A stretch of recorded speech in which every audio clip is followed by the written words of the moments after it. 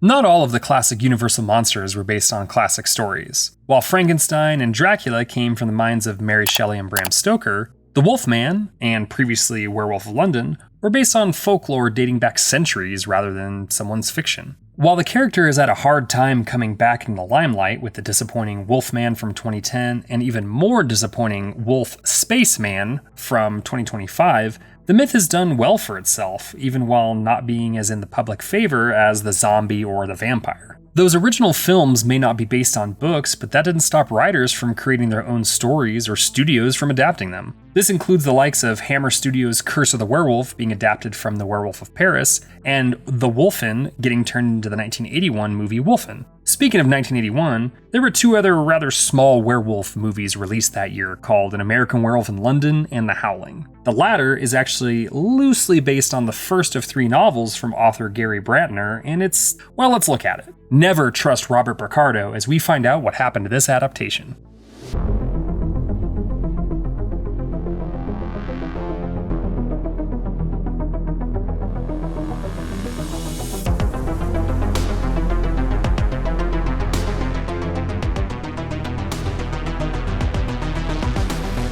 Stephen Lane, an avid horror reader and theater owner turned producer, saw a quote from one of his favorite authors on a new book. The book was The Howling by Gary Brandner, and the quote was, "If you haven't read Gary Brandner, you're missing a treat," from none other than Stephen King. Since Lane was a massive King fan, he looked into getting the film rights for a movie adaptation. He tracked them down to Warner Brothers, who hadn't done anything with the IP in a couple years. A director named Jack Conrad had been sold the rights recently, and so Lane partnered with Conrad and a smaller studio, Avco Embassy, to get the movie made. Avco, of course, would help release some of our favorite John Carpenter movies of the early 80s like The Fog and Escape from New York, but we would later find out that they were not great about profit sharing, something that would lead to the fun hot mess that is The Howling 2. A director for the movie would need to be chosen, and it would end up being Joe Dante, who had impressed with his work on the Jaws-inspired eco-horror Piranha in the late 1970s. Dante isn't talked enough about for his horror output, and while I wouldn't classify him as a master of horror, though Showtime sure did when they created their 2-season run of that show, he has a great resume. Piranha, The Howling, Gremlins 1 and 2,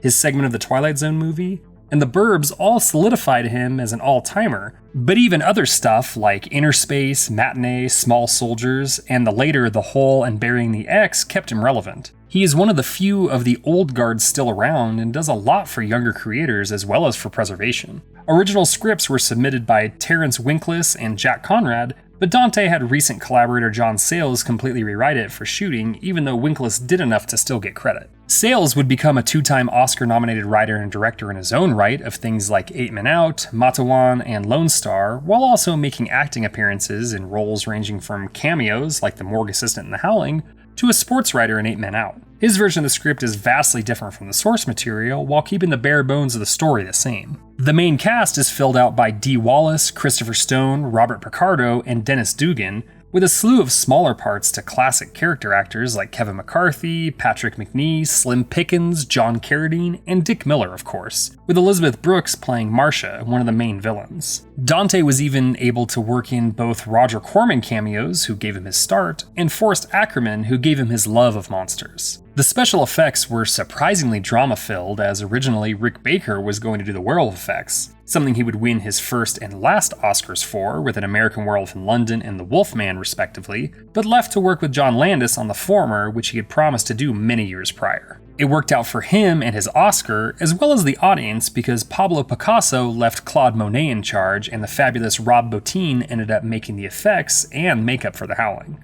The movie effects also use stop motion and traditional animation at points, which just makes it feel very Joe Dante. The movie was released on March 13th, 1981, with a budget of just under $2 million, and would make close to $20 million back at the box office while getting mostly decent reviews. It would be followed by 7 sequels, and has had a remake in development for some time now.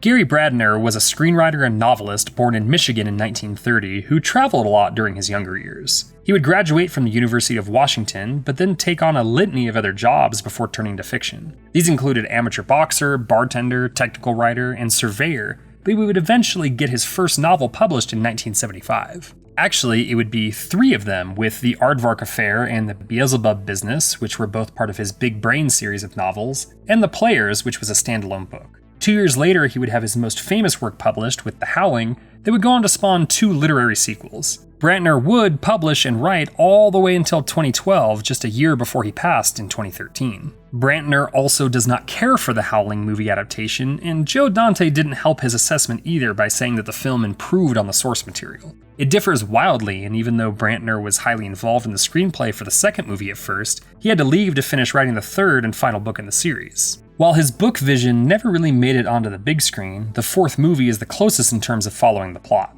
Parts of the 3rd book would also make it to the 6th entry entitled The Freaks, where both deal with werewolves in a circus setting. The Howling follows Karen and her husband looking to get away for a while after she is the victim of sexual abuse. They go to a secluded resort area that is filled with a cast of colorful locals, both also at the resort to relax, but just who live in the area. Karen's husband begins an affair with a hypersexual woman whose name starts with the letter M and is bitten by a wolf that makes him irritable, but also slowly change into a deadly werewolf. It's eventually discovered that the entire resort and some people in town are all werewolves, and Karen, aided by her husband's friend Chris, who shows up with silver bullets to save the day, fight off and kill many of the attacking werewolves, including Karen's husband, and eventually burn down the entire area. Before we continue with our video, here's a reminder to click the Store tab on any of our Joblo channels and browse our collection of the latest and freshest designs in our merch store. Go get you some.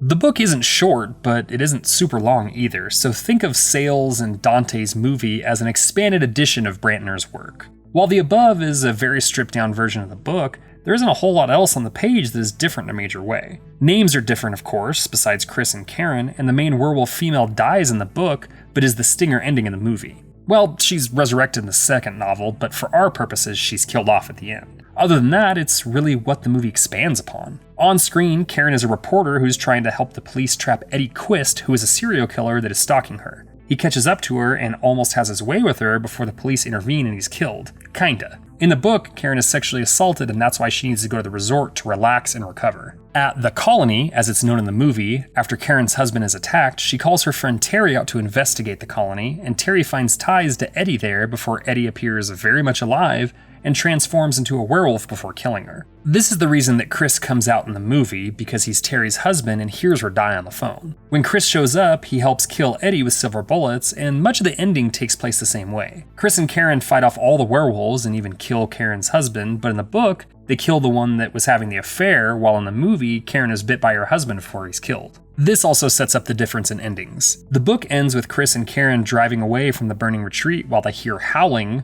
from the remaining wolves, and Karen is alive and well. The movie has a bit Karen knowing that she will turn into a werewolf and wanting to show the world that the creatures exist. She goes onto her news channel and changes on live TV before Chris shoots and kills her. The nation thinks it's just special effects, except for Marcia, who is the movie version of the sultry werewolf who sleeps with and turns Karen's husband. She just watches on and smiles.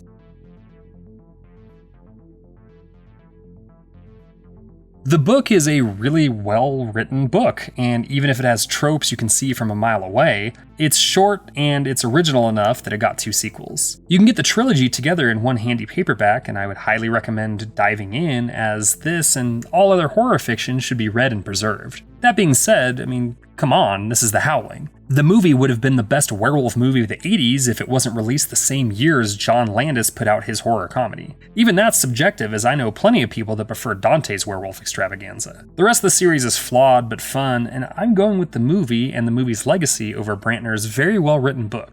Do yourself a favor and pick up the 4K from Scream Factory, and then watch the rest of the series on Tubi, because that's where they live now. The on-screen presence has much more bite than its origins.